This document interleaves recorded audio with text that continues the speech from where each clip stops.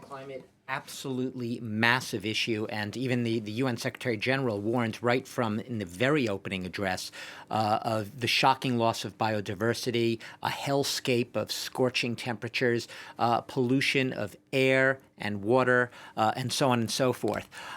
Listen, the problem with the whole climate change issue, whether we're talking about Joe Biden or Xi Jinping, is that the countries have not delivered on their pledges from more than a decade ago to basically help developing countries.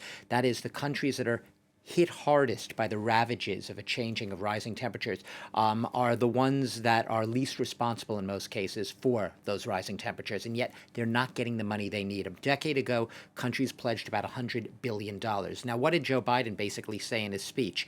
Last April, he announced that he was going to double the U.S. contribution, that is, financial support for developing countries to help them in their fight against climate change. It was $2.8 billion. They raised it to $5.7 billion, to those countries. That was back in April. And yesterday, he basically brought it up to just over $11 billion. So once again, doubling the U.S. commitment.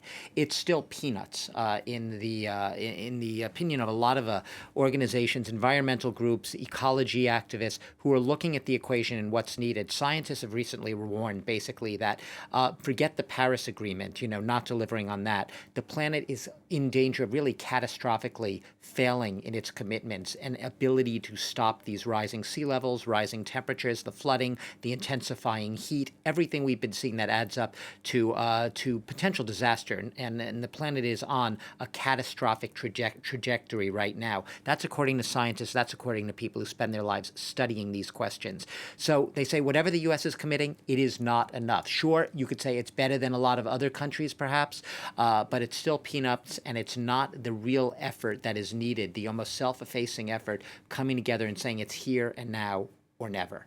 One of the countries that's often been accused of not stepping up to what needs to be done for the climate, of course, is China. What did Xi Jinping have to say at the UN? Yeah, well, look, he did have a big announcement. Let's not try to minimize it or downplay it. He basically has said that China is putting the kibosh, stopping any future building of coal-fired power plants.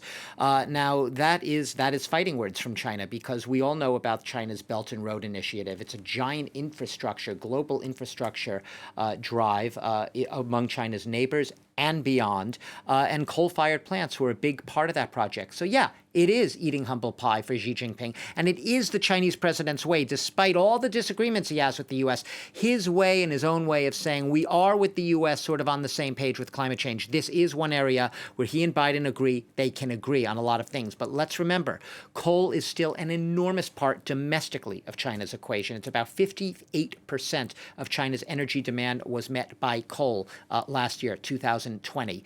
We're talking about between 2014 and last year about $160 billion worth of Chinese coal-related energy products at home. So yes, while they're not going to build more coal-fired plants abroad, and that is something commendable to be applauded, they still have a ton of work to do at home. We're talking about the biggest emitter of greenhouse gas emissions in the world. So that domestic equation can't be overlooked.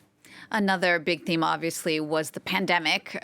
Just tell us a bit more about what Joe Biden had to say about that. Well, what he had to say is the U.S. is going, he basically called on all the rich countries of the world to do a lot more to band together to help the poorer countries. Once again, like climate change, these are the countries that have the most vulnerable people and have the least access to the vaccines.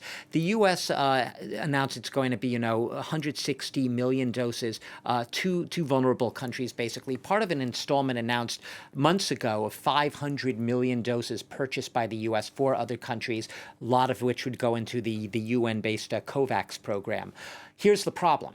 Only about 15% of the pledged vaccinations have really got into the countries that most need it. And right now we have a case in which only about 20% of people in lower and middle income countries in the world, 20%, that's 1/5 of the population, have been vaccinated, versus 80% about in higher and rich countries, higher income and richer countries. In Africa alone, you have just under 4% of the population that has been vaccinated.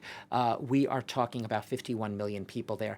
It is a dire situation, and it's not just crying from the rooftops. It's not gratuitous, please, here.